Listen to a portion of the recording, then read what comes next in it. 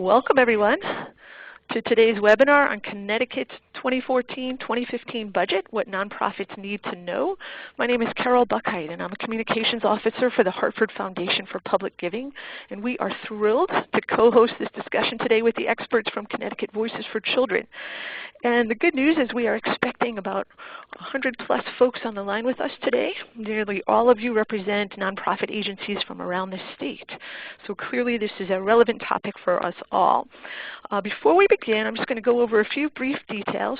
The first is that during our chat today, your phone line will be in listen-only mode, and that's because so many folks are on the line it would be distracting if we enabled the audio.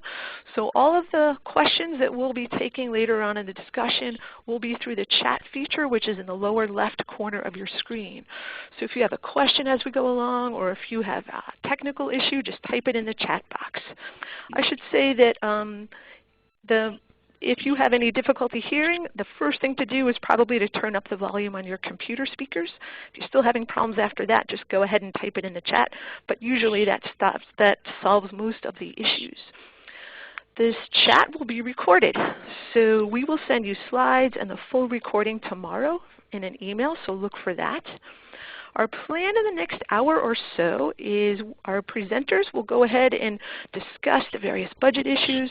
We're going to pause at least once for questions, but we're going to take the bulk of the questions toward the end of the discussion. So we'll have a good hour and a half together, but certainly hold on to your questions and type them in as you have them. So welcome everyone. We're delighted that you're here. I'm now going to get rolling and hand this off to Maria Mojica, who is the Vice President for Programs at the Hartford Foundation. Hello, and thank you, Carol. We here at the Hartford Foundation for Public Giving are delighted to be partnering with Connecticut Voices for Children, as well as several other Connecticut community foundations, to share this timely state budget information with the nonprofit communities. We are keenly aware that you dedicate countless hours providing quality services and programs to meet the needs of our state's citizens, while stretching dollars and resources in creative ways. Our hope is that today's chat will help you anticipate potential changes in revenue streams and perhaps shine a light on new opportunities for collaboration or innovation to serve your clients in new ways. The Hartford Foundation plans to offer similar learning opportunities via webinar in the future with your input. So please take a moment to complete the brief survey at the end of today's discussion. Now it's my pleasure to introduce Wade Gibson and Matt Santa Cruz of Connecticut Voices for Children. Wade is a Senior Policy Fellow at the Fiscal Policy Center and advocates for tax and budget policies that improve the economic, health, and educational opportunities available to Connecticut families. Matt is a policy analyst responsible for legislative outreach in a variety of issues, with a particular focus on state tax and budget issues. Thank you both for being here today, and I'll turn it over to Matt. Great, thank you so much, Maria. We're very excited to be here. Like I said, like Maria mentioned, this is Matt Santa Cruz. I'm a policy analyst at Connecticut Voices, and I am here with Wade Gibson, the Senior Policy Fellow in charge of the Fiscal Policy Center at Voices, which was established in October of 2012 as an expansion and an outgrowth of the fiscal work that Voices has done for some time now. So without further ado, I think we'll hop right in. So today's presentation is going to be divided into four broad parts. Just a quick run through the agenda. The first part of the presentation is going to take a look back at sort of the overall process that occurred this session in Connecticut with regards to the budget. It'll start off with a look at what the governor proposed at the beginning of this session in January, or I should say February, and then what the process was and what the road looked like to where we finally ended up earlier this month. In terms of what was actually finally enacted. And we'll start to evaluate the outcomes of this budget process, the good, the bad, and the ugly. And there are a good amount of all three. The second part of this presentation will take a little bit longer view of historical trends in taxes and spending, and how the sort of priorities and the overall mix of spending within the state budget has shifted over the past 20 or so years, and how this has contributed to rising budget challenges and rising inequality in our state. And so we'll take a look at sort of what the future challenges are around the state budgets of next year, the year after, and the year after that. We'll then get into a discussion about what a better state budget might look like, and sort of what our recommendations and what our thoughts are around that. And this centers around three main areas of discussion.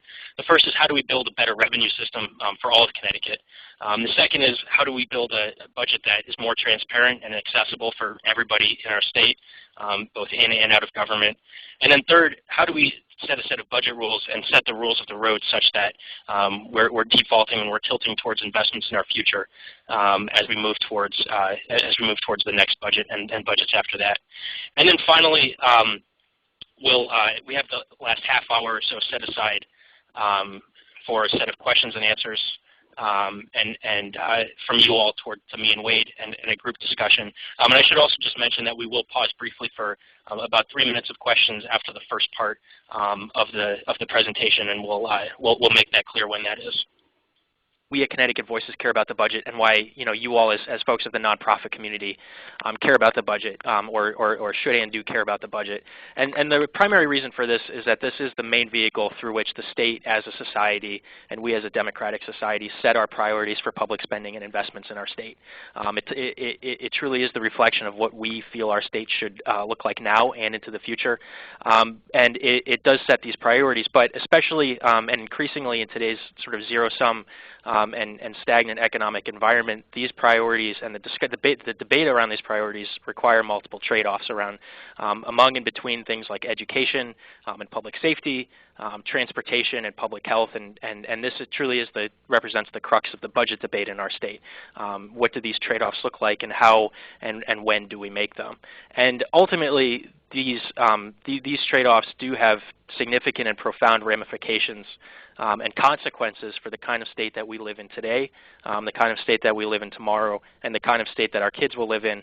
Will it grow and be prosperous, or will it sort of stagnate and be less prosperous? And these are the sort of most important consequences of where we end up during the state budget debate that we'll talk about right now. And so I think we'll take a quick minute and we'll talk very briefly about Connecticut's budget process. And I should just note that this budget process is one that occurs in odd-numbered years, like this one that we're in right now. Connecticut operates on a 2-year biennial budget cycle, and so this budget cycle occurs in 2013, and it'll occur again in 2015.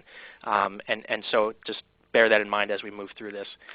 So in the run-up to the legislative session, which this year began on January 6th, legislative government agencies in the executive branch and elsewhere get together and they submit to the governor's office, the Office of Policy and Management, the governor's main budget office, their requests for their agency budgets for the upcoming cycle, given what they see as their increased service needs, as their increased caseload demands, and this sort of thing. And this occurs mainly in the summer and the fall of the year leading up to the budget cycle. So in this case, summer and fall of 2012. In the fall and the winter, the governor's office and the Office of Policy and Management get together and they sort of synthesize and digest these agency requests and formulate them together into what ultimately becomes the governor's budget proposal, and that is presented formally shortly after the legislature begins session. This year, the governor delivered his budget message in the beginning of February, which was a few weeks after the legislature had gone into session the beginning of January. So the governor releases his budget proposal, often to much fanfare, and after that, the legislature truly takes hold of the process. The two main committees in the legislature with cognizance over the state budget, those being the Appropriations Committee handling the spending side of things and the Finance Committee handling the revenue side of things, begin to hold public hearings in February and March on the governor's proposal, soliciting input from members of the nonprofit community, soliciting input from members of the business community, soliciting input from members of government officials and members of the general public, all of whom have an interest in what does and does not end up in the final budget. So this process, the public hearing process, wraps up towards the end of March. The Appropriations and Finance Committee will then get together as individual committees to develop and release their modifications to the governor's proposal, which often differ substantively from the governor's proposed budget and reflect generally the priorities of the legislative leadership in both the House and the Senate. So the Appropriations and Finance Committees will formally vote to approve their set of budget plans, both on the revenue and spending side, in late April. And once this happens, there are substantive negotiations that then occur between legislative leaders in the House and Senate and the governor's office, given that the legislative budget at this point often differs substantively from what was proposed by the governor. So these negotiations often occur in April and May. This year they took much of that time. And in theory, the legislature will pass a final budget by the time the end of the session rolls around in the beginning of June. And this year we were fortunate enough to have a budget on time and in fact ahead of schedule. And then on July 1st, fiscal year 2014 will kick in and this new budget will take effect. Connecticut works on a June 30th, I should say July 1st to June 30th fiscal year. So when July 1st kicks in, we have the new budget taking effect. So that's the process. We'll talk now briefly just about a little bit of context and where we were in the lead up to Connecticut's budget debate this year in 2013. And to start off this conversation, I think it's important that we just put things in context about where we were.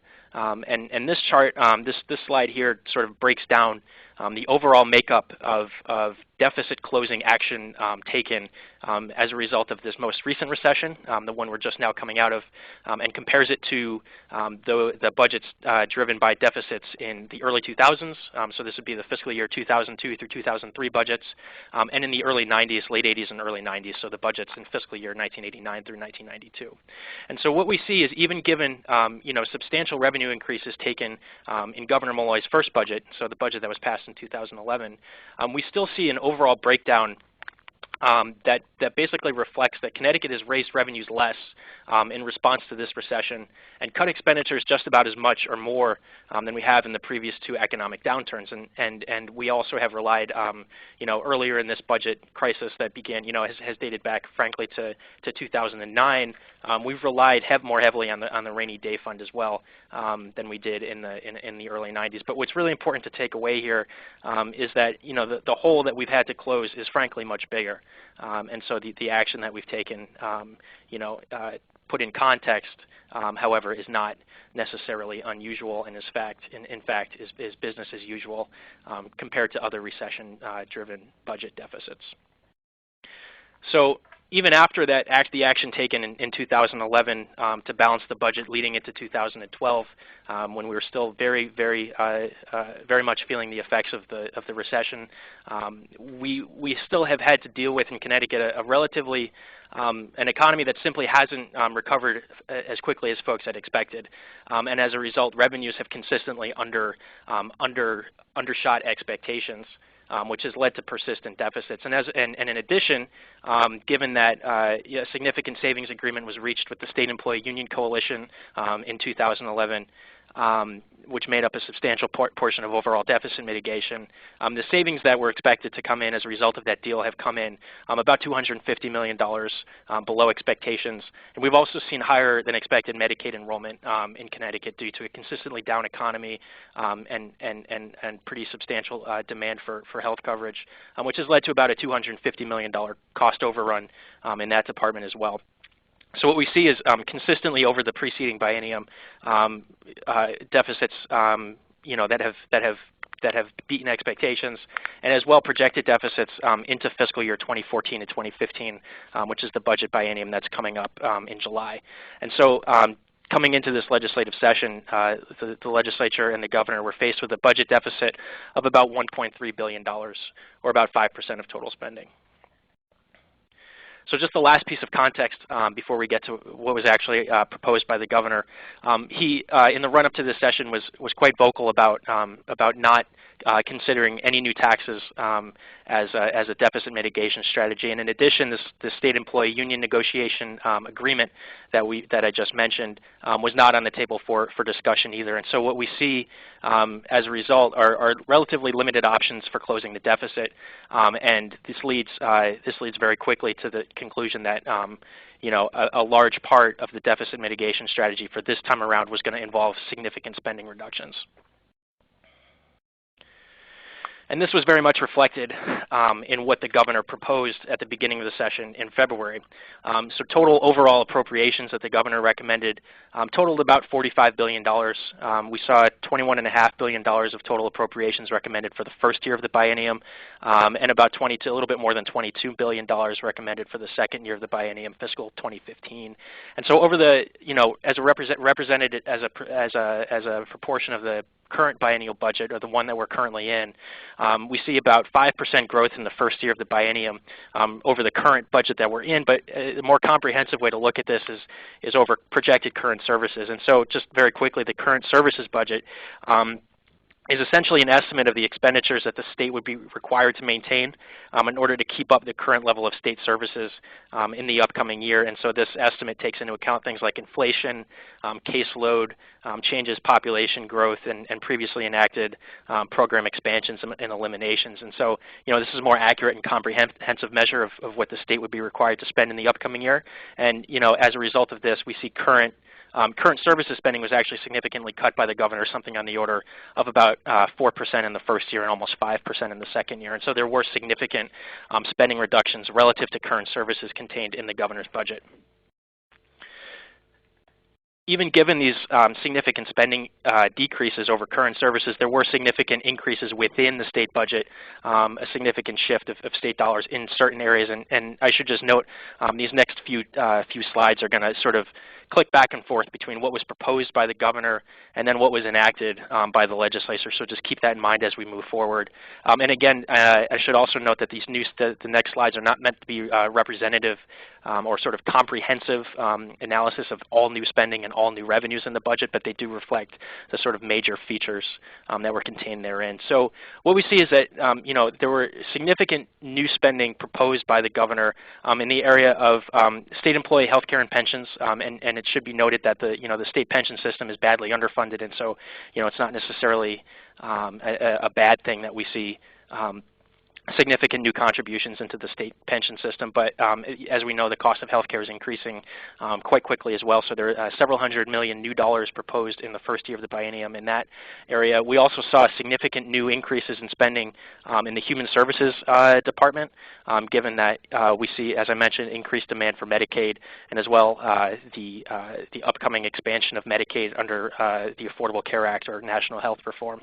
And then we see about $125 million new dollars proposed for state employee salaries, known as personal services, and about $83 million set aside for the state's transition to generally accepted accounting principles.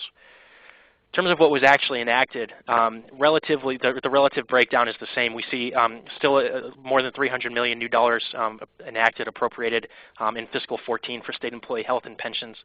We see about $97 million in new spending devoted to state employee salaries. Two areas that we can't quite make a dollar-for-dollar comparison between what was proposed and what was enacted were the Affordable Care Act expansion. As a result of the state spending cap, we ended up moving off the budget entirely all federal Medicaid reimbursements, and so this isn't necessarily something that we can make an apples-to-apples comparison on, and we'll talk about that in a second. And we ended up bonding a good amount of money to fund the gap transition, nearly $750 million over the next few years. So talking about the other side of the balance sheet, the tax side or the revenue side, Governor Malloy, as we mentioned, said that we're not going to have any new taxes in this legislative session, but even that notwithstanding, we did have new revenues, and here's how that broke down. Broadly, we see about $200 million that he had sought to bring in by way of significant changes proposed to the way the state funds cities and towns. We saw about $250 million in his budget out of fund transfers. These are transfers into the general fund from things like the Special Transportation Fund, things like the Clean Energy Finance Authority, and this sort of thing, and about $140 million that we sought to bring in through extension of taxes that were set to expire in 2013. The governor proposed that these be extended, and so that's a source of new revenue as well. In terms of what was actually enacted, the relative breakdown is the same with two main exceptions. The first is that the legislature decided to reverse substantially many of the municipal aid changes contained within the governor's budget, and as a result, we see much smaller amounts of revenue brought in through those changes. But we do see a greater reliance on fund transfers overall in the proposal that the legislature ultimately enacted. And so, a couple examples of these: the legislature decided to transfer into the general fund about $250 million out of the transportation fund. That was by far and away the largest transfer, as well as about $30 million, just as another example, out of the Clean Energy Finance Authority, a fund dedicated to financing clean energy and energy efficiency in our state. They transferred about $30 million into the general fund for the purposes of funding ongoing expenses in fiscal 2014, as well as something we've all heard a lot about, I'm sure, the implementation of Keno, gambling game in our state, which will bring in about $30 million over the course of the next 2 years. So just talking briefly about the three main policy areas that the budget sort of sought to change or was mainly geared towards, those being education and overall school reform in Connecticut, town aid, and health, Medicaid, and the Husky program. So we'll talk about these in quick succession. The governor's budget contains significant increases in charter and magnet funding for charter and magnet schools as he continues to implement the significant education reforms contained in his 2012 budget, as well as increased funding for talent development for teachers and administrators and the Commissioners Network, which is a network geared towards support for schools in vulnerable districts in our state.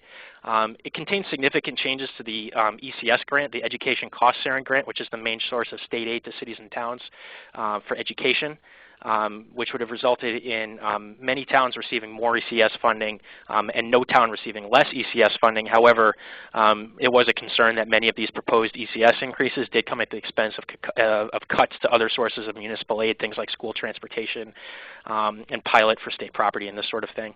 And it also laudably created the Office of Early Childhood in his proposal, which is an office that would better coordinate educational opportunities and programs for kids 0 to 5, which is something that Voices and others in the early care advocacy community have devoted many years to. So looking at what actually passed, the legislature did agree to these increases in charter and magnet funding, as well as talent development and the Commissioners Network. However, there were much smaller changes made to the ECS grant in terms of the actual formula.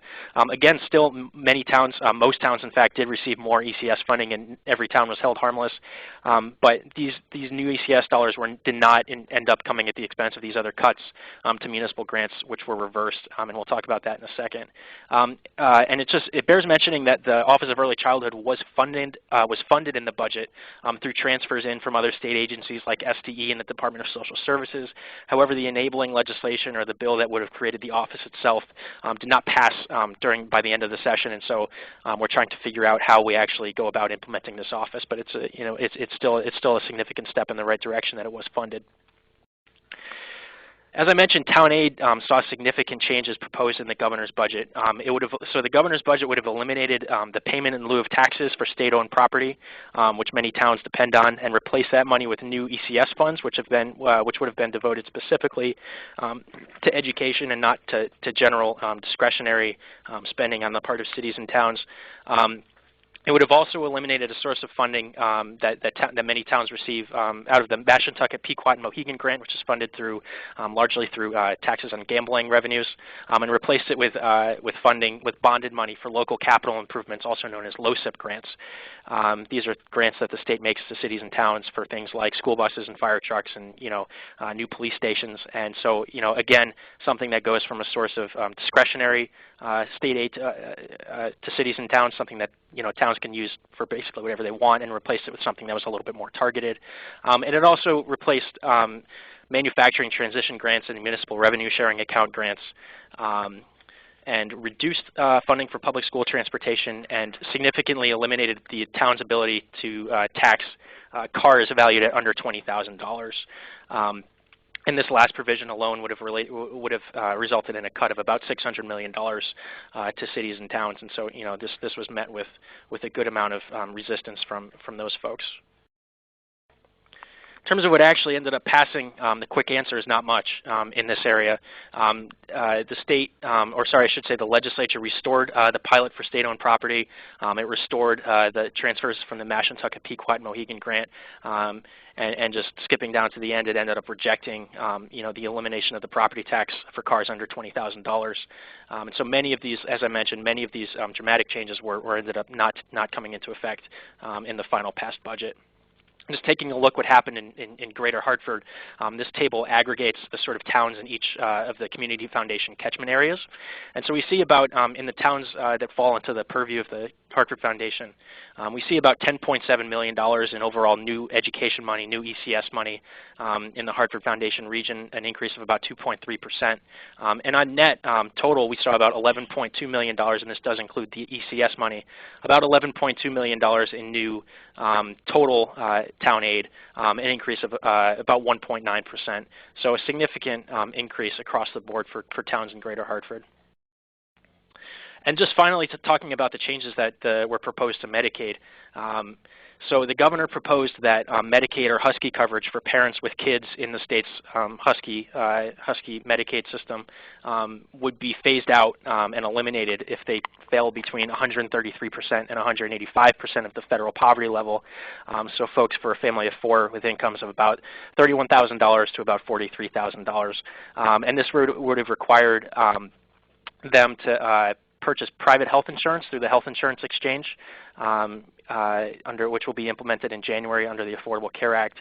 But there were significant concerns with the levels of cost sharing required, paying for things like premiums and co-pays, which would have been assessed on a sliding scale. But these parents have been previously accessing free health care coverage through Husky, and so there were significant concerns with the cost requirements under this program.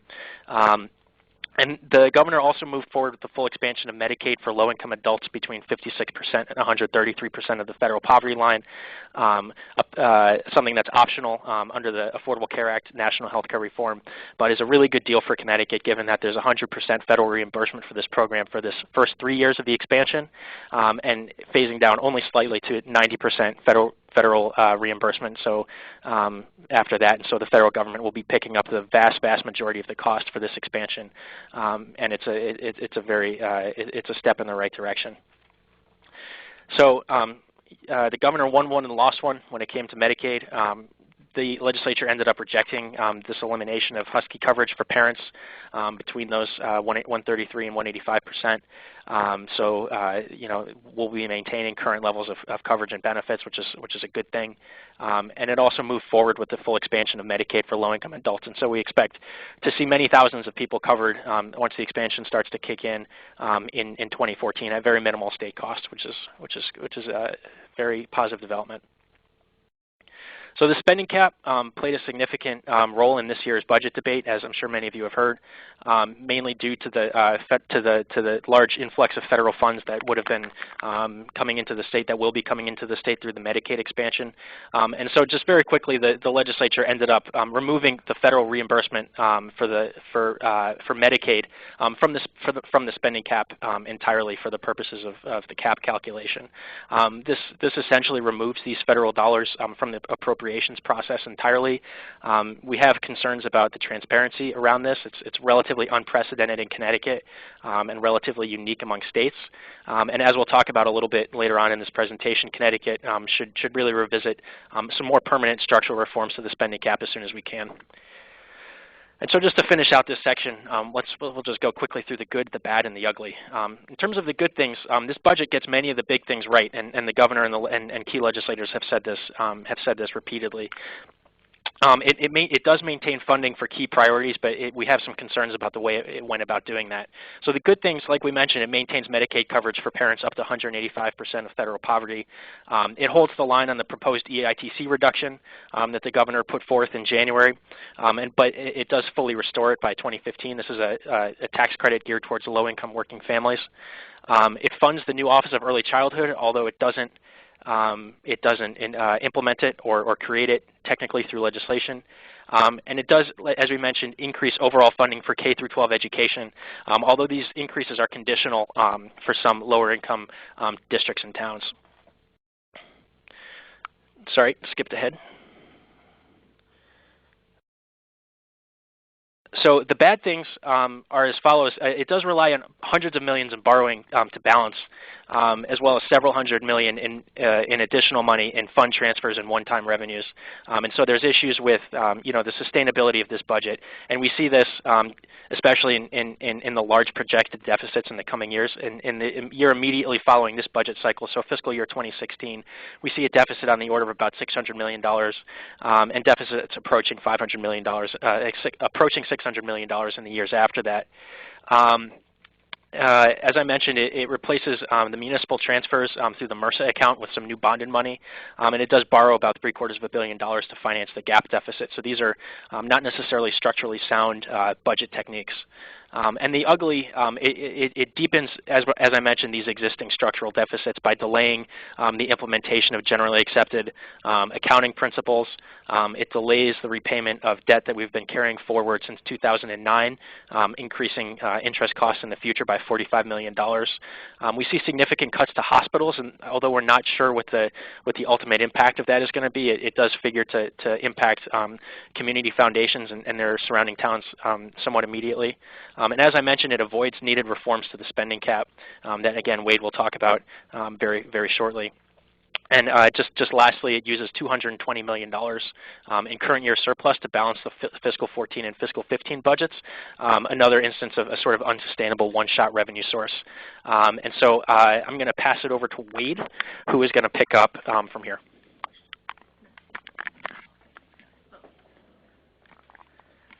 Good afternoon, folks. This is Wade Gibson from Voices. I'm going to take questions in just 1 second, so if you all would like to type some questions into the chat, I will continue summing up what Matt just said before transitioning to the next section. The two main takeaways, what we have seen on this budget is, one, that it leaves very few reserves for a rainy day. This is a 2-year budget, and the Office of Fiscal Analysis has projected 3 years after that, and we see deficits essentially as far as the eye can see.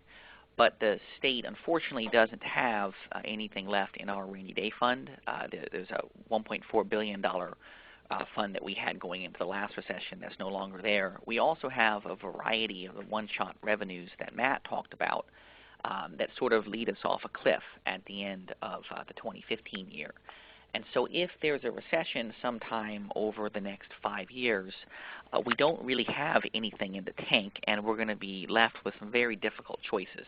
To explain this, I think, in layman's terms, basically it's as if a family had trouble making ends meet, and so they got rid of their health insurance and their car insurance and said, well, I balanced the books. Well, we have balanced the books, but we don't have anything in reserve should there be a bad event like the recession that hit in 2008.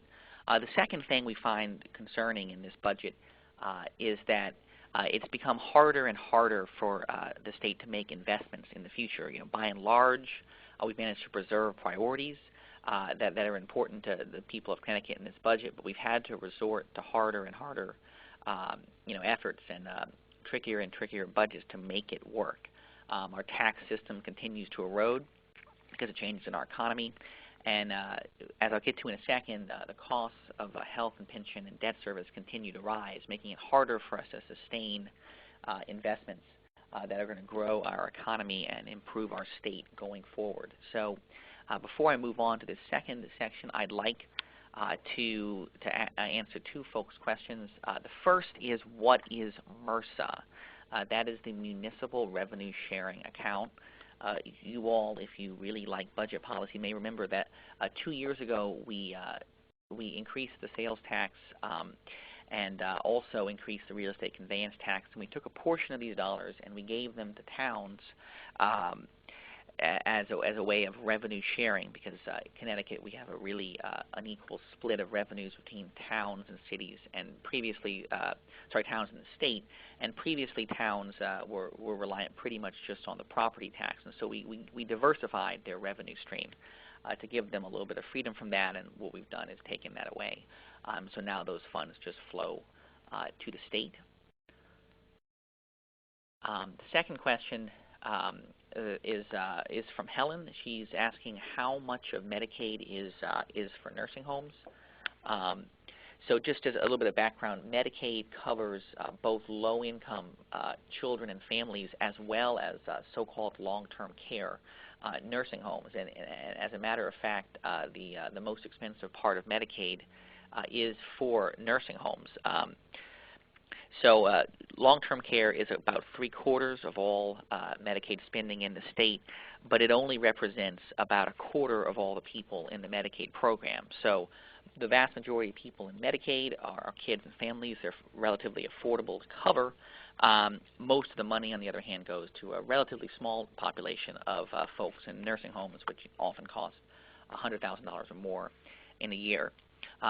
It looks like we have a fair number of questions. I want to ask folks to hold off, and we're going to continue with the presentation. And I promise at the end we'll have more than enough time to get to your questions. I want to switch now from talking about the vulnerability of the budget just passed and provide a little bit of context to look at how budgets have proceeded over the past 20, 25 years, and then try to project forward and show how the trends that we're seeing today can affect our state's economy and our budget going forward. Like I said just a second ago, we're concerned that Connecticut doesn't have very much at all in the tank should there be another downturn, and we're particularly concerned that the state is having a harder and harder time making investments in the future, investments like education or children's health, making transportation investments that would link us to global markets in New York and Boston and elsewhere. And then if we're not able to make these sorts of investments, which other states and other countries in the world are making, that Connecticut risks slipping further and further behind. We've already had some very, very bad economic performance. It was just in the news last week that Connecticut had the 50th, the worst economic growth last year. We're actually technically are still in a recession. The economy did not grow in either 2012 or 2011 here in Connecticut. At the same time that we are one of the most unequal states, growing more unequal. And if we're going to be able to push back against these trends and broaden opportunity and grow our economy, we're going to need to be able to make investments, which we are finding harder and harder to make currently in our state budget. So to provide a little context for that, I'm going to start by talking about state spending historically. So if you look at the graph which just appeared on your screen, you'll see state spending, and this is as a share of personal income. Personal income or state GDP is another metric. They're almost identical, is the sum of all the income in the state. And so what we're saying is of all of the money that people earn in the state, how much of it goes towards public spending at the state level. And what you see is that there has been essentially flat growth in state spending over the past 2 decades. The state has not grown as a share of our economy. Rather, it's actually stayed quite flat. You'll see the plateau that starts in 1992 and goes to the right.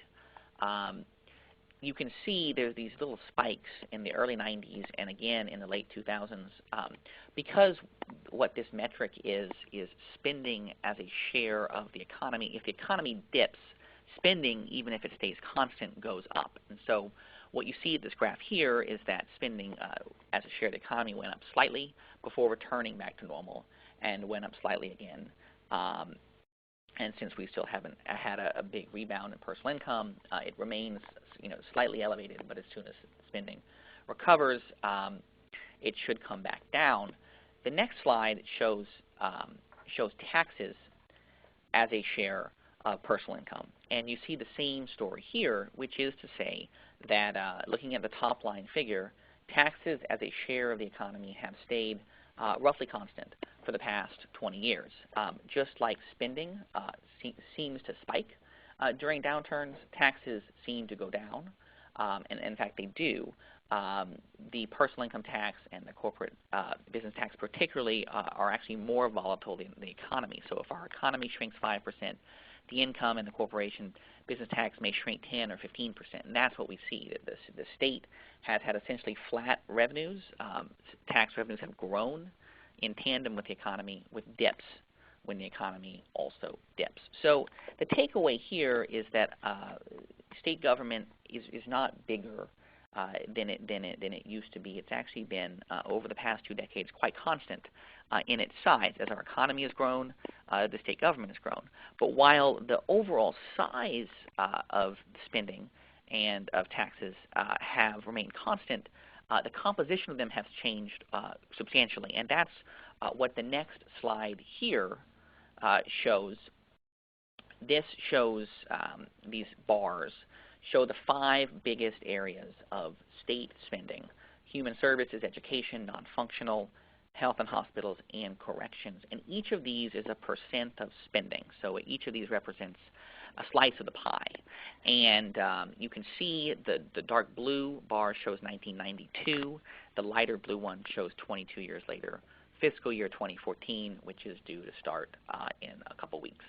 And what you see is that 20-some years ago, the state spent human services and education nearly 2/3 of the budget in some sort of investment, whether it was improving children's health or K-12 education or higher education, some sort of investment in people.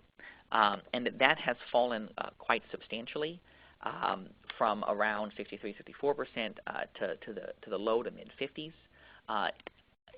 Of note, human services here actually includes the entire Medicaid program.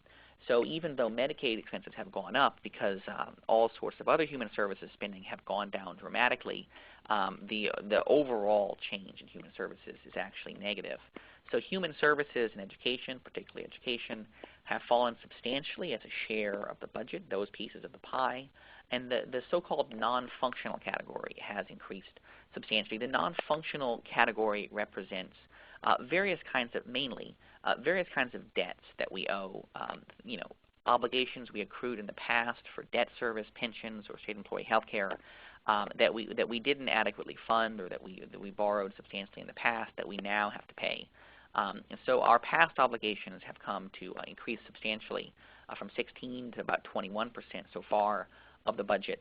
And given how we've structured pension obligations here in Connecticut, the payback on the pensions is a sort of hockey stick, and so we're starting to see a big run-up in pension costs as well. And so one of the concerns that we have here at Voices is that the state, while it hasn't managed to sustainably increase revenues or spending, as I said, those have stayed quite flat, the composition of the spending is changing considerably, shifting away from investments in people like human services and education.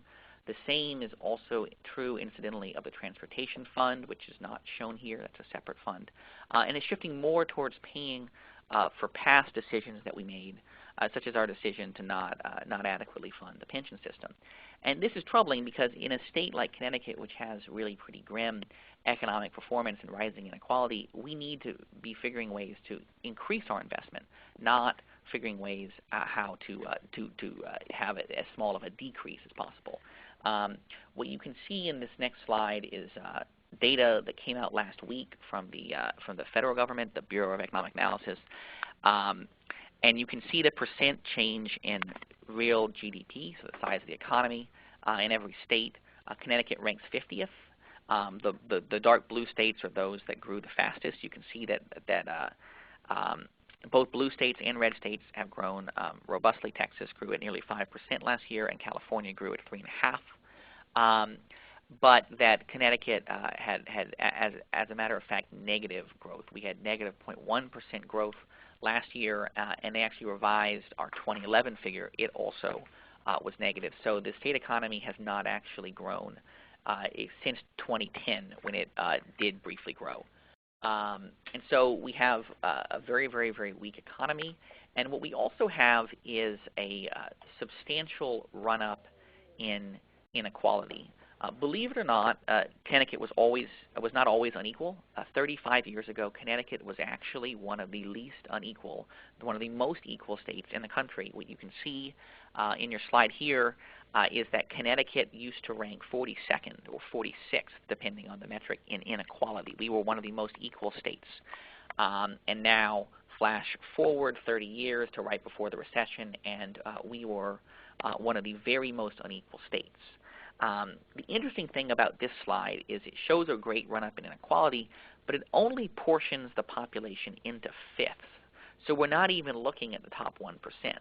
So what this shows more than anything else is how the erosion of manufacturing in Connecticut hollowed out the middle class. The folks at the top fifth that we're comparing to the middle fifth, to qualify for that, we're just talking about $100,000 a year. So there's been a huge separation between folks making $100,000, $200,000, $300,000 a year and the middle and lower middle class in Connecticut, which has eroded substantially. Now, at the same time that that has been caused by the decline of our manufacturing base, there's also been a substantial run-up in inequality at the very top. The top 1% of people in Connecticut have actually pulled apart from even the few percentage of people below them. The top 1%, we're talking about people making around $1 million a year as a minimum, and they have been pulling apart substantially in their income from the people making in the low to mid six figures. And so there's basically been a separation between both the middle class and the professional class making $100,000, $200,000 a year, and then there's been an even larger separation between those folks and the folks working at hedge funds and financial firms in places like Fairfield County. So Connecticut, at the same time that our economy has been performing quite slowly, has been pulling apart in a way that fewer and fewer people are able to access the sorts of careers that would provide them, solid earnings and great prosperity. One of the interesting things about Connecticut is that while we are very unequal, we don't actually tax the rich a higher proportion of their income. Now, this is what happens at the federal level. You can see in this graph that as folks move up the income scale at the federal level, we tax a greater proportion of their income. But here in Connecticut, we do the reverse, and we actually tax people at the top 1%, 5.5%, which is approximately half the rate that we tax folks at the lowest 20%. So while our economy has been pulling apart and also slowing down, we're actually taxing folks at the bottom a substantially heavier burden than we are taxing folks at the very top. This is due to two chief factors. One of them is the sales tax, which is quite regressive because folks at the bottom spend almost every dollar they get, and so they pay the full 6.25% effectively on their income, whereas folks at the top save a great portion of their income and don't pay very much in sales tax. It's also due to the state's property tax, which is quite regressive because we tend to tax poor places more on the property tax and rich places less, which is what you can see in this chart right here. This shows the 169 towns in Connecticut, and the red areas have the highest taxes. Hartford actually has the title as the highest property tax rate in Connecticut. The equalized mill rate, which is what you use to compare across cities, was around 30 in Hartford. That translates to about 3% on all the property in the city. This compares to the equalized mill rate in places like Greenwich and New Canaan, which was under 1%. This, you may have heard recently, comes up particularly with respect to the car tax. The same tax for the same car may be taxed 4 or 5 times more if it's sitting in Hartford than if it's sitting in Greenwich, even though the car is worth the same. But the concerning thing is that we are taxing those places with the highest poverty, as you can see with this slide, the highest on the property tax. And so if you overlay those places with the big dots with the most poverty, you see they map really quite clearly on to the places that pay the highest property taxes. Now, if I were to go and give you 3 or 4 more graphs with health disparities or folks who crime rates or any manner of social metrics that show how well people are doing, you'll see that the same places with poverty and poor education outcomes and higher crime and poor health also tend to be the places that have the highest poverty and the highest taxes on the property tax. And what's particularly concerning about this is that as we talk about ways to reverse the state's poor economic fortunes and to tackle rising inequality in Connecticut, the state cities are really front and center. Connecticut, like our neighboring states, is a post-industrial state. It used to be that the majority of our workforce worked at places like Colt and Remington and Winchester and Pratt & Whitney, and that's simply no longer the case. If we look at places like us, like Massachusetts and Rhode Island and Michigan and Ohio and Pennsylvania, and we say, well, how did you bounce back? The places that bounced back, the Pittsburghs and the Providences and the Bostons, bounced back on the strength of their cities. The economy these days, as you probably heard, is a knowledge economy where concentrations of smart, talented people, dense concentrations of people are the areas that grow the fastest. Places like Pittsburgh turn around because they have world-class medical schools and universities, and they're able to combine all these folks in a really dense place where they want to live. And this is true not just in the former industrial states, but in places like Washington and Austin and San Francisco and New York. Connecticut's problem is that those areas that we have that could spark this sort of growth, Hartford, New Haven, Bridgeport, are some of our most blighted areas. And so the state, through the structure of our property tax and our zoning and some other issues, is in effect handicapping the very places that we would hope to rely upon to bring back our economy. So what we have, in essence, is at the state level, it's becoming harder and harder and harder to make and sustain investments in education and human services and transportation that would be able to pull our economy forward at the same time that our tax structure, particularly the property tax, is holding back the same places that we would hope to rely upon to drive this recovery. So the question then becomes, what can we as a state do in the budget to reverse this? How can we improve the situation and figure a way to make the sort of investments that can improve our children's education and health and make them more productive citizens? How can we link our families and businesses more closely to the global economy, to places like New York and Boston where there are jobs? What we have right here on the slide are our three priorities to do so. The first one is a sustainable revenue system. So we need to figure a way to bring in state tax revenues in a way that's predictable and that doesn't erode over time. Second, we need to have a transparent budget process so that we can, first of all, make sure that we're spending state dollars as effectively as possible, given that over time these dollars are going to become rarer and more precious. We need to make sure we're getting a maximum bang for the buck.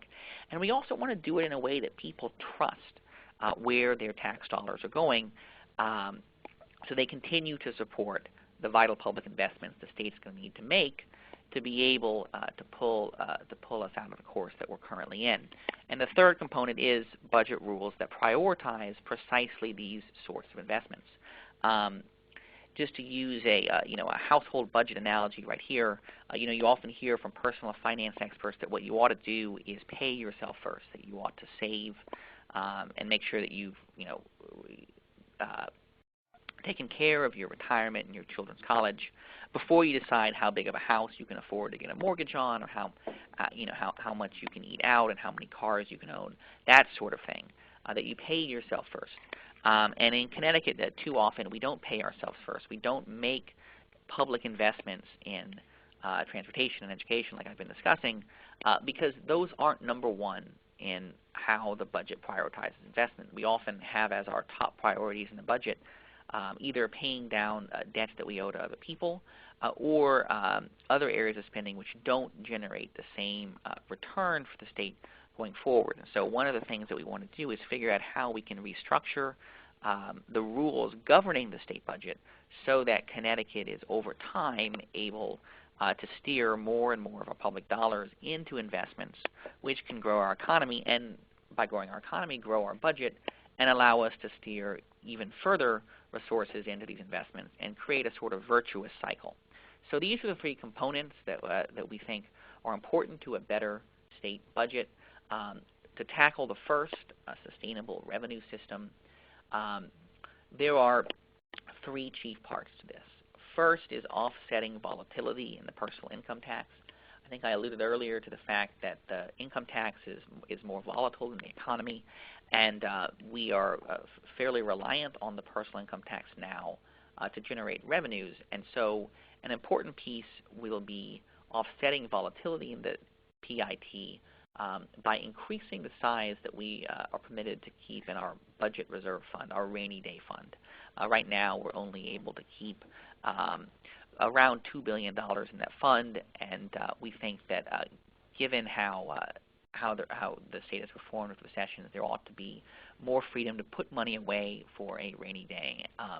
We would have, without the current cap that we have, been able to have had even more in a rainy day fund when the last recession came, which would have allowed us to avoid some substantial cuts and tax increases. A second thing is to reverse erosion in business taxes and the sales tax. Both of these taxes have been eroding sort of naturally because of economic factors, not because of state budget decisions generally. The sales tax erodes year after year after year because our economy has shifted away from a goods-based brick-and-mortar economy increasingly to a service-based online economy, which is generally not taxed. And so as this has occurred, the sales tax naturally brings in less and less every year, which means, in effect, that citizens get a tax cut every year on the sales tax because of changes in the economy. Less of what they buy is taxed. Business taxes have eroded for two chief reasons. One, because the state has changed the state's economy has changed from being reliant on traditional C corporations like Coca-Cola to more alternate corporate forms like LLCs and S-corps, which don't pay corporate income taxes. They actually pay taxes on the regular personal income tax. There's also been an erosion in the business tax because of conscious state actions. We have written certain loopholes into the tax code, often to benefit a handful of companies, but the benefit may go to a whole lot of other companies as well, sort of unintentionally. We've also created specific tax credit programs to encourage economic development and other things. And on some, these credits and loopholes, along with the growth of non-traditional forms, have led to a pretty substantial erosion in the corporate business tax. And so we think the state should work to reverse erosion of both of these taxes by broadening the sales tax base to include more services, and we could even lower rates with a broader base, and to close some of these tax loopholes and scrutinize these tax credits more closely to make sure that the dollars that we spend on tax expenditures, tax credits, and the like are going to the highest and best use. And so there's often a volatility in income tax, reversing the erosion of these other two taxes, and then working to reform the state's property tax, which I explained earlier is quite regressive and handicaps the very areas that we will rely upon if we're able to turn around the state's economy. Now, as we do this, it's important that we increase transparency in how the state budgets. One of the key things that we're very pleased about this session is the passage of so-called tax incidence analysis. This basically is where the state looks at how much we charge people and businesses, depending on how much those folks make and how big those businesses are in taxes. It is often the case that the state actually taxes small businesses more heavily than big businesses. As I said earlier, we actually tax poor people more heavily than rich people very often. By doing a tax incidence analysis, which was just passed last week in the legislature, the state will be able to get a better sense, and citizens will be able to get a better sense of who actually pays what in taxes, and that will help us begin to reform our tax code so that it's more efficient and more fair. Along with that, we think it's important that the state do a better job of reporting how its economic development programs, investments that we make through tax credits or exemptions or grants in companies. You may have heard of the governor's First 5 and Fast 5 programs that have provided subsidies for companies like ESPN.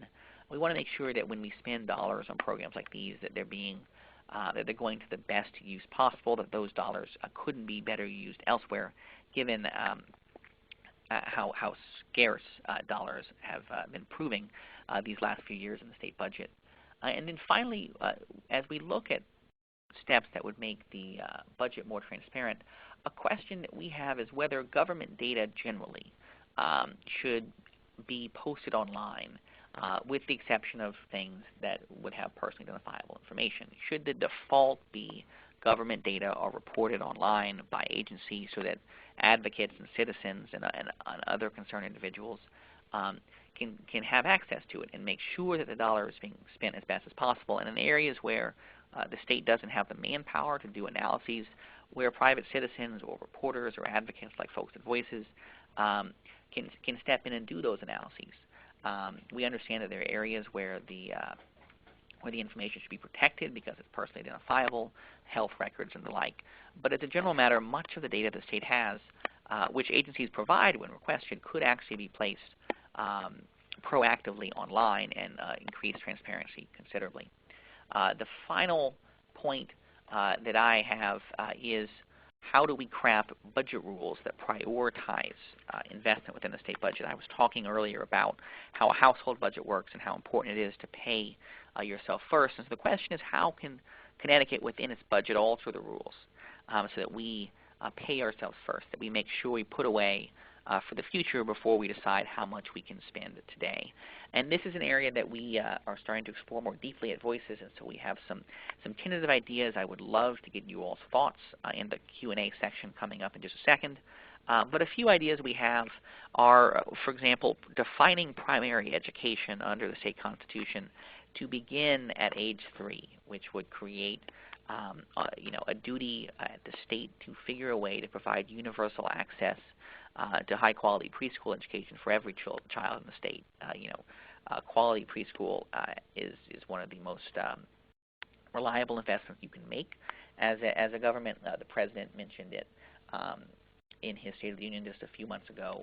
How can Connecticut lead the nation in providing universal quality preschool to all of its children? Another idea would be to protect the transportation fund against raids.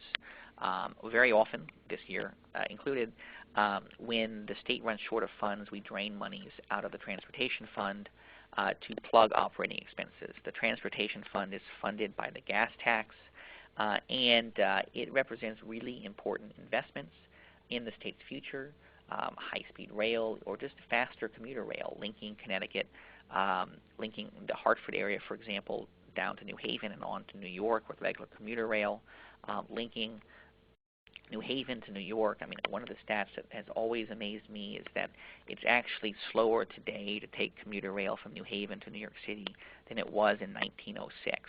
And the question is, how can we funnel more and more dollars into transportation so that we have a faster, more reliable transportation system? Well, it starts by making sure we don't take money out of the transportation fund in downturns like the one that we're in now.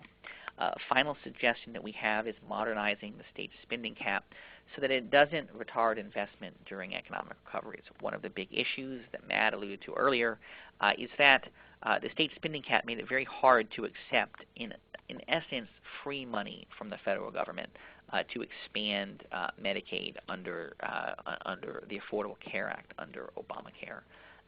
Our spending cap, because it takes a 5-year lagged average of growth in the economy, after deep downturns like the one that we're in, there hasn't been very much growth, and so the spending cap only allows very small increases in spending as the state's beginning to recover from a recession.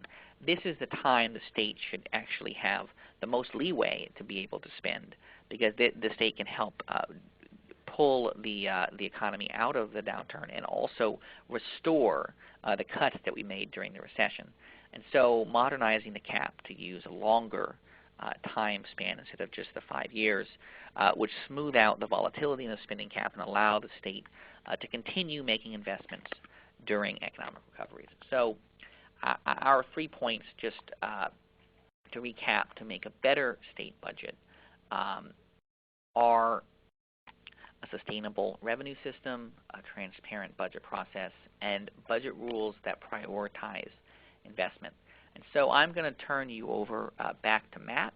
He's going to finish up here, and then we're going to do a question and answer session. But I've really appreciated the opportunity to talk to you all, and I look forward to your questions. Here's Matt.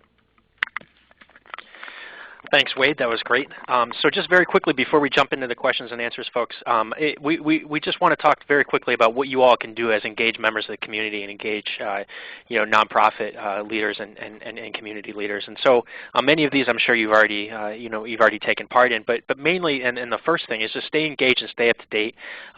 Newspapers and online news sources. Connecticut's got a very rich and emerging nonprofit news community. Things like the Connecticut Mirror, the New Haven Independent, Connecticut News Junkie are all really great and exciting new models for news and up-to-date information on what's going on with these issues. Connecticut Voices does have a pretty significant e-notes list, sort of a weekly email listserv that goes out with sort of real-time updates about what's going on at the state legislature, what's going on with Connecticut Voices and other nonprofits around the state, as well as our Facebook and Twitter feeds, which are even realer-time updates. We also like to encourage folks to sign up for your local legislators' email newsletters, whether or not you vote for them. These are folks that are really in tune with what's going on at the legislature and interested in engaging you all as citizens in these issues. And then the next step is get involved. We encourage folks all the time to attend forums at the legislature, to testify in person at the legislature, and it's really important to do things like write email or call and even visit your legislator at every level of government, from town council on up to U.S. Senate. We're all in this together, is what we like to say at Voices.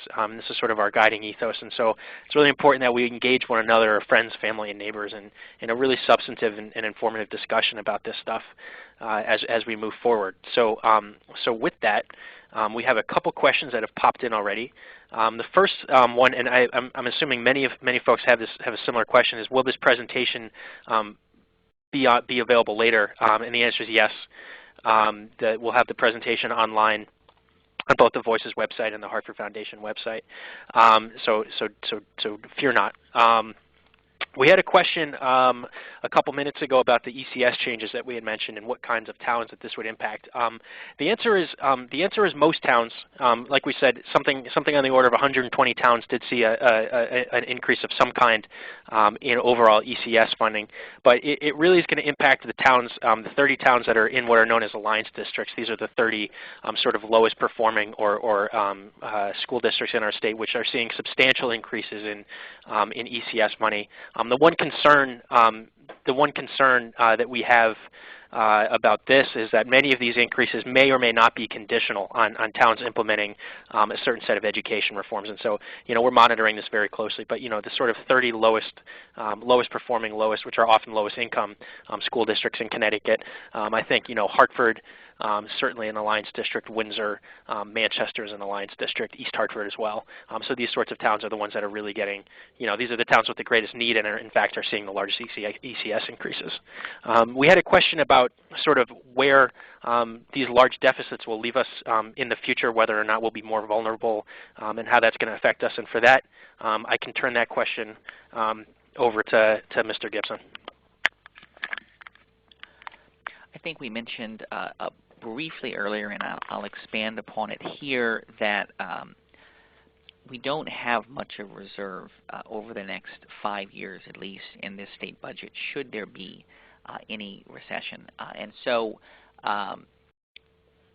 sort of a bit of the voodoo of budget projections is we say, the state says, well, if the economy grows 4%, then we're going to have this much money and spend this much money, and the difference will be such and such deficit. What that means is we have projected deficits in the 3 years after this budget on the assumption that the economy grows, and actually that it grows rather robustly. So should the economy grow more slowly, or should the economy actually fall into recession, the state will not have $500 or $600 million deficits, but have 1.5 or 2 or $2.5 billion deficits. And that's the real concern that we have, is that it doesn't even take a recession to place the state budget in a bad place. It actually could just take slower than expected growth. And I should add that over the past 5 years, we've had slower than expected growth every year. Another question that Sherry asked was, what does the governor propose to help businesses in the state? So the governor's chief focus to help businesses in our state has been a variety of economic development programs managed by the state's Department of Economic Development. This includes First 5 and Fast 5 and other programs that provide tax credits, subsidies, or exemptions or grants to particular companies to bring them to the state. So we will, or to help them expand in the state. So for example, we've given funds to ESPN to expand its operations. We've given money to Alexion, which is a pharmaceutical company down in New Haven, to move its operations from, part of its operations from Cheshire into New Haven. We've also brought companies in from out of state. The challenge with these programs is it only helps one company.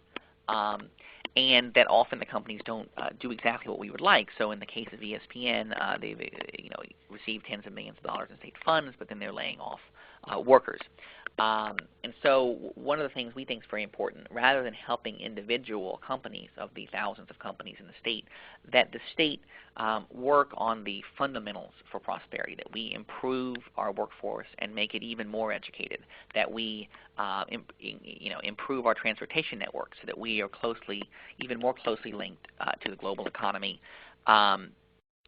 I think often what you hear is that Connecticut is a very expensive place to do business, but expensive does not necessarily mean bad. To use a metaphor I like to use, BMWs are very, very expensive cars. But the consensus out in the market is that they're worth the price they charge. And so people buy a lot of BMWs. Lincolns are actually somewhat cheaper than BMWs, but very few people buy Lincolns. And the problem with Lincolns is not that they're expensive, it's that they're not worth the price that they charge. And so it's not a question of price so much as it's a question of value. And the problem Connecticut often has is that we are an expensive place, as is Manhattan and as is Boston, Massachusetts.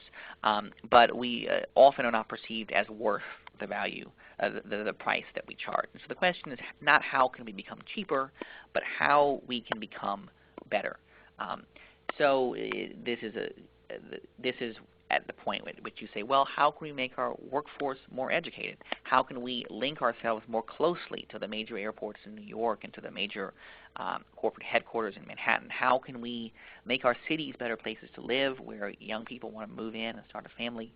The problem Connecticut has is a quality problem, and that isn't something that you can address with discounts for one company or another, just like Lincoln can address its quality problems by discounting cars in the lot. What you need is to simply make better cars, to make Connecticut a better place to live and a better place to start and grow a business. And that means investments in education and higher ed and transportation and the like. And that's our big concern with the state budget is the difficulty that we've had in making and sustaining these sorts of investments. I'd like to pass it on to Matt to answer a couple more questions. Thanks, Wade. We had a question from Samantha about the cuts to hospitals, and before we get to that, we have a ton of good questions coming in, but keep them coming in. We have about 15 more minutes for questions, so if you have questions, any and all, there's no such thing as a bad or stupid question. We'd really love to hear from everybody, so keep them coming in. So Samantha had a question on whether or not we can elaborate on the cuts to the hospitals and where the community might feel the impact of these cuts. So what I'll say about that very briefly is that we're just not sure. It's something that was certainly a defining feature of this budget, and it was subject of a pretty spirited debate on both sides of the issue. But we just don't know. What is true is that hospitals figure to see a significant influx of newly insured patients as a result of expansion of insurance under the Affordable Care Act and National Health Reform and the expansion of Medicaid that we'll see. But it's unclear to the extent it's unclear to what extent that'll offset these cuts. And in terms of where the community might feel the impact, it's definitely something that we're going to keep an eye on. But it's something to be talking to your legislators about, because and folks in the healthcare community really have a keen sense of how and when that's going to happen. So we had a question from Erica on what happened to financial aid and higher education in the state budget. So I guess that's a two-part answer. The first is that we did see small cuts to overall operating grants to the state's higher ed institutions from UConn on down to community colleges and all the state schools in between the so-called CSUS system, Southern, Central, Eastern, and WestCon. But we also have seen at the same time significant increases in sort of longer-term invested money in places like UConn and to some extent in the CSUS system. The governor announced his 21st Century UConn Initiative, which is an initiative geared towards really beefing up the ability of the university to be a leader in science, technology, engineering, and math, increasing enrollment and increasing sort of infrastructure construction over the next 10 years. And it truly represents a real forward-thinking investment in the kinds of things that, as Wade was mentioning, will truly make our state a higher value place in the years to come. I think, we would all like to see a state university that is not only accessible and affordable to folks in our state and that, educates our kids and keeps them here in our state, but it can also compete, with the California university system, with the, Virginia and Michigans of the world and be a real true top-tier state university that leads our state into the future. And at the same time, it's important that we sustain investments in community colleges. We know that community colleges and the CSUS system serve thousands and thousands of kids, many of whom who do stay in our state for their entire lives, and so it's important that we're adding value in those areas as well. So it's something that we're watching very closely. But the short answer is that there were small cuts in some areas and investments in other areas. So I can hand it back over to Wade.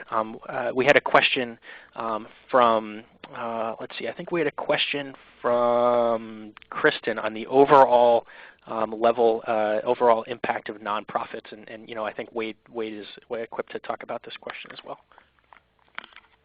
Thank you, Matt. And so I think the biggest impact that this budget will have on nonprofits in the state is in the people that the nonprofits themselves serve. And so when the state isn't able to sustain investments in the economy and isn't able to get the economy growing again, what you see is that there will be more and more need for nonprofit services.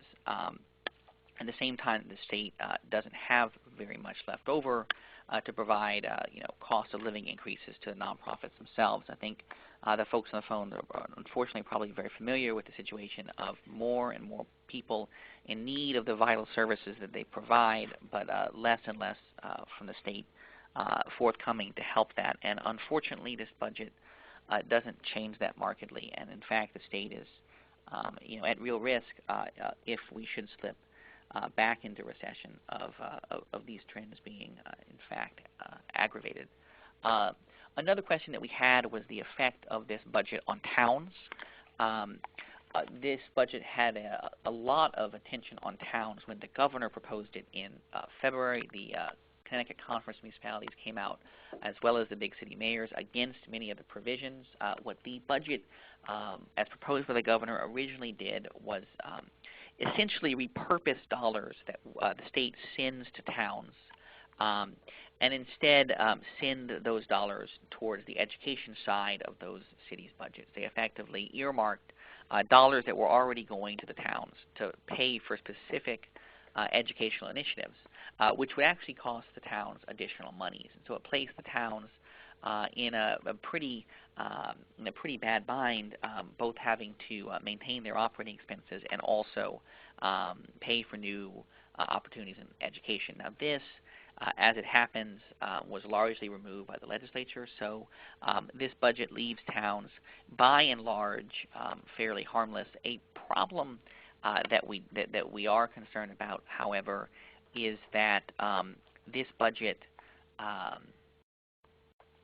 includes a variety of borrowing measures to pay for state support for towns. And should the state encounter problems borrowing, or should the state have a downturn in a couple years, these would be particularly vulnerable to cutting because they are effectively on the state's credit card. And so I think that is all of the questions that we have here today, but I really appreciate all of you all tuning in and listening to us, and we look forward to hearing you all in the future. I'll let you know that you can also reach out and contact either Matt or myself at Connecticut Voices for Children. Our website is ctvoices.org, and you can email myself at wgibson@ctvoices.org and Matt at msantacroce@ctvoices.org. You're welcome to call us as well. Thank you all very much for participating today. We hope you got a lot out of our chat. We'll also be sending a follow-up email tomorrow with the recording of this chat and also responses to any of the questions that we couldn't answer today. This email will also include the slides that you just watched. One last thing, in a moment, we'll have a 1-minute survey that we'd really appreciate you all to fill out after today's chat. Your feedback is invaluable. Thank you all very much, and have a good afternoon.